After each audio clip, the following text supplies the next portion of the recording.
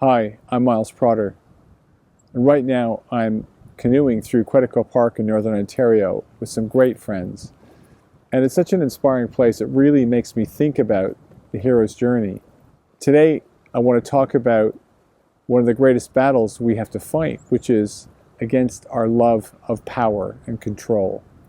As men in midlife, I notice that many of us feel dissatisfied with our level of success and accomplishment. We might have achieved quite a bit, but somehow it's the wrong success, it's not enough, it's not what we expected, and yet we don't do anything about it because we don't want to lose what we have. And I call that comfortable misery. And love of power, our desire to control, blaming others when we have no power, that keeps us stuck in comfortable misery. See, we want to change things. We want to change our bosses, our colleagues, our suppliers, our customers, right? We want to change all the people we work with, our families, our spouses, our children. And yet we can't, right? We just can't change people. It's very difficult. And that leaves us in a very difficult situation, which ends up, for a lot of us, in blaming those people for not changing to be the way we want them to be. We just complain and we complain and we complain. And we complain about not having enough power. If I had the power, I would change that person. But we don't. And we just stay stuck in that comfortable misery.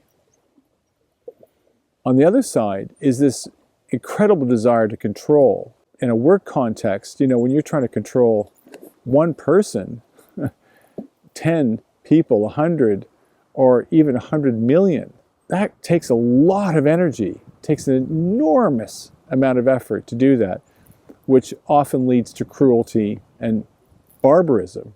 I remember when I was helping to set up a consulting business, and I noticed that when things were going well, it's when I was not controlling anything. And when I was just letting people just rip and letting them go and giving them lots of room and giving them lots of encouragement, that's when things went so well. And when things started to go badly, it's when I started control. And that's the real challenge.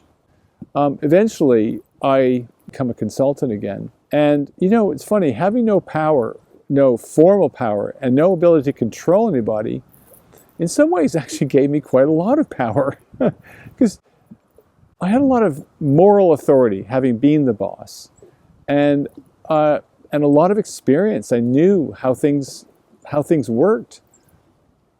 People would come to me for advice, and the new boss, well, he and I really collaborated tremendously. He really relied on me for a lot.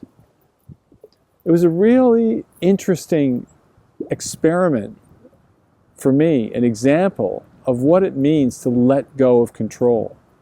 I hope this speaks to you in some way, and I really look forward to our next conversation when I probably will be in a more civilized environment. Look forward to talking to you then.